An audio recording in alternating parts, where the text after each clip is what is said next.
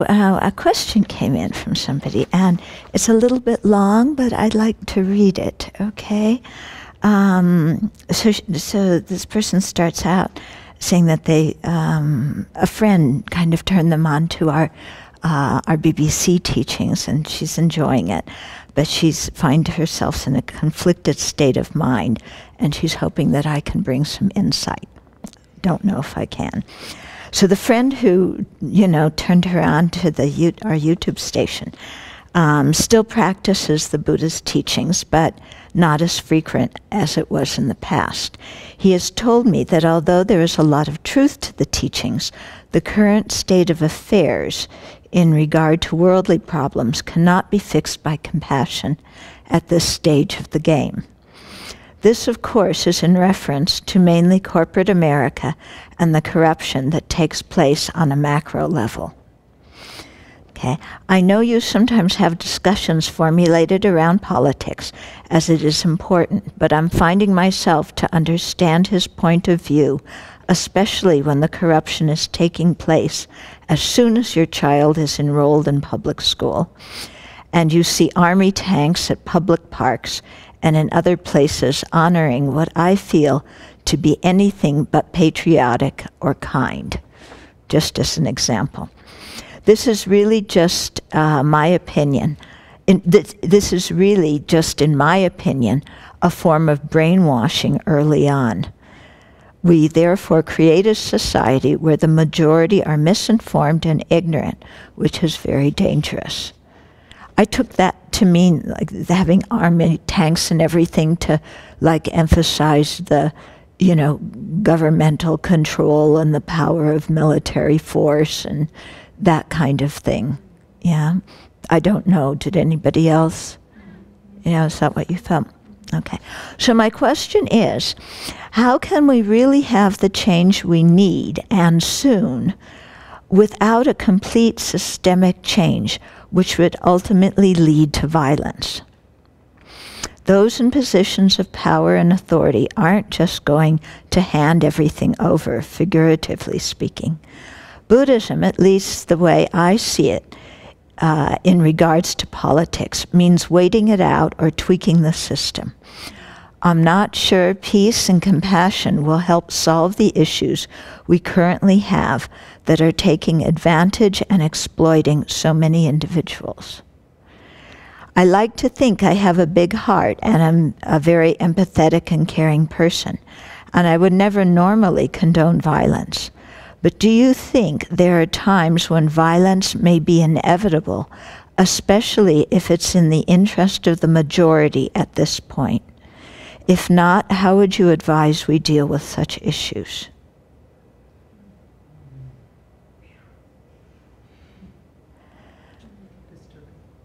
Okay, I found it disturbing. Yeah, because what I sense in here is this person feels a lot of tension and a lot of anger at the system, and they need change. They want change soon. They don't have, they need the change. They need their values to be put in effect. And they're looking for some way to do it quickly, because otherwise it seems to me there's the thought that the system is just getting worse and worse and worse, and everything's getting more and more corrupt. So is this the feeling you got from hearing it? Yes, a lot of helplessness. Yeah. So when we feel helpless, yeah, and frustrated, and we need change, then violence looks very good as the immediate cure. Okay? But if you sit and look at it and think for a little bit, okay, if you use violence, then your mind and your behavior is becoming exactly like the mind and behavior of the people that you don't like. And And my feeling was when reading this, like, what do you want to do? Overthrow the government? You know? And, you know, are you going to join a right-wing militia? But isn't this exactly the kind of people that you're saying you don't want your children to be affected by with their glory for war? Yeah. And who's going to fight this using violence? Your children, who you want to protect from seeing tanks in parks? You're now going to put in tanks to fight against other people? I mean, think a little bit about, and you know, when we feel frustrated and helpless, we think, yes, we just use strong, wrathful, violent means and destroy everything we think needs to be destroyed. But then the question is, then what? Then what? When everything's in ruins, how do you build a society? Are you going to be the new commander of the world who is going to build this new society, who makes everybody behave in a nice, kind way after being violent towards all the people that you don't like? I mean, that's not going to work. It doesn't make any sense at all. Okay?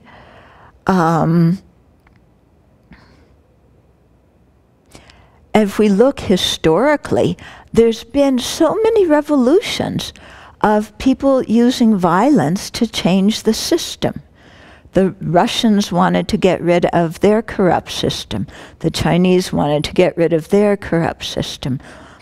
You know, all throughout history, you know, everybody's having revolutions to get rid of what they consider a corrupt system. But have any of the things that have come about afterwards, you know, been vast improvements? You know, some areas may have been improved. Yeah, we no longer have the will of a king who can cut off your head if he's in a bad mood. But we certainly don't have a fair justice system either. Yeah. But, you know, you use violence, but then what? Yeah? And I think this has been part of the difficulty with the Palestinians wanting their own state, is for so many years they've been in the position of having a revolution, but nobody's thought of how to govern afterwards. And I think this is the problem that's coming up in Syria as well. Everybody wants a revolution. They all see themselves as the ones who are going to change the system for the better. Of course, for the better means according to their own view, which nobody agrees on. Yeah. But does anybody know how to govern? Being a soldier and using violence and governing people and setting up social institutions are two totally different things. Yeah. And the root thing I'm thinking about in here is, yes, we have problems with our system, definitely. Yeah. But the system is created by human beings. And until we change the human mind, no matter what external system we put in place, there's still going to be corruption. There's still going to be people taking advantage of each other, because all of these things are based on greed and anger and confusion and jealousy and arrogance. And unless we work on ourselves as individuals and change our own mind, we can change the structure as much as we want.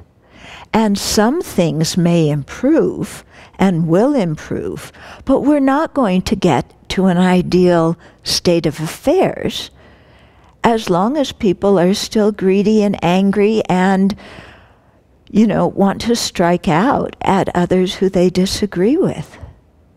Yeah? So using violence does not at all get us what we really want. It's a display of frustration. It's a display of helplessness. It's a cry for, hey, I need some attention, or this needs attention. But the result of the violence is a total social mess. And, except for the Civil War, America, the U.S. has not had, total social turmoil like that, or had other people occupying us. If you start to think of violence to change the system, what is that going to lead to? Yeah? There's one verse in the Dharmapada where the Buddha says, hatred is not cured by hatred. Yeah, it's only cured by compassion. Yeah, because violence does not work as a method. Yeah, you destroy everything, then what? Then what are you going to do? Yeah? No schools, no government, no social institutions, no nothing, and you're going to start all over? When the human mind is still the same? Craziness. Yeah? So that's why I think compassion is so powerful. Yeah, because compassion works for change. And compassion has the ability to bear things not being the way we want them to be. And compassion has the ability to work consistently for change in a peaceful, nonviolent way, using the force of getting people, of touching people's goodness inside and getting them on board through their goodness, not through their frustration and their violence. Yeah. And so working with compassion is a lot slower. But I think in the end, more lives are going to be saved. There's going to be less confusion, less misery, less danger. Yeah. And, like I said, until our minds change and we are all free of ignorance, anger, and attachment, there's not going to be a perfect world. I mean, this is exactly why we need to practice the Dharma and get out of samsara. Okay.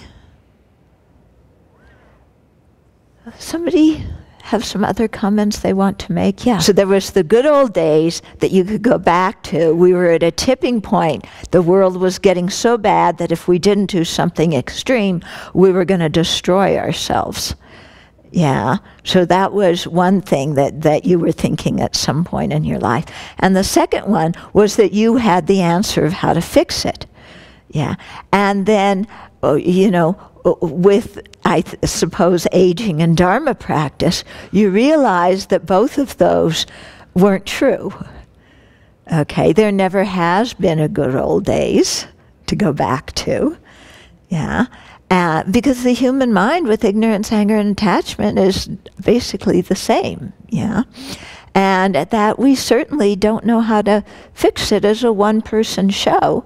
And as soon as you get people working together, you're going to have difference of opinion, and because people have attachment and greed, you're going to get greed and corruption and disagreement. Yeah? So, we really have to work on ourselves in there. I had two thoughts. One was, I know in the past, when I've had that kind of mind and I looked at how much the media was influencing my mind, it was huge. So this is kind of the take that the media has, that, you know, everything is over the top and the worst and terrible. And so I would wonder and ask this person to look at how much they listen to news and, you know, all the media stuff.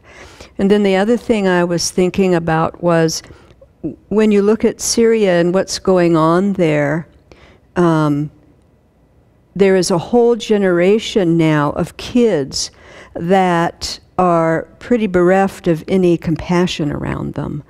And that is going to be a very huge difficulty for that country to pull itself out of this terrible mess, where to begin with they thought that using force was going to change things for the better.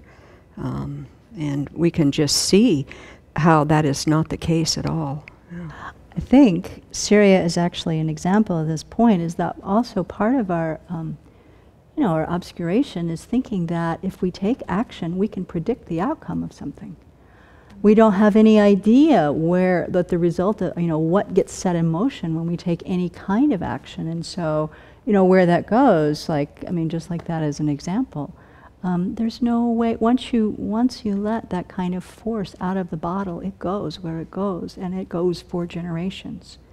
So we can't control that, and that's something to hold very seriously when we think about taking action in that way. Main thought that comes up to me, if I was thinking and feeling this way, would be to, I think what I would want to do is I would want to actually sit down and really articulate to myself what my core values are, and just make that very clear in my mind, and then see how I might enact that in a small way so I wouldn't feel so powerless. Yeah, I just think that holding to your values and then finding a way to make them come alive is quite important when you have a lot of concern about something. You can't just you can't allow yourself to go to this extreme. I mean, I think we've already presented the case that this historically hasn't worked. It doesn't work for individuals, it doesn't work for families, it doesn't work for societies. But so then what? You know, so I think it's helpful to, for me personally, my personality, I'm more of like a grassroots kind of person. You know, be in the trenches in one place. Other people are more like, you know, state level, world level. I'm more local level kind of person in terms of taking that energy and doing something with it. But I think it starts with really looking at your values and how they might play out with what you're then going to do. So during the Buddha's life, he got to meet a lot of people with political and economic power. And some of these people they were definitely familiar with corruption of many sorts, and some of them have participated in that kind of stuff. And he changed a lot of these people and taught them compassion, and they were people in high positions in society. And that was very interesting for me to see that, reading about his life. He did change a lot with compassion, and people underestimate that. And just like Tarpa was saying about on a grassroots level too, when the people don't have compassion, they support rulers that don't have compassion. And when the people have compassion, it's a different story. And I think that's a very important thing.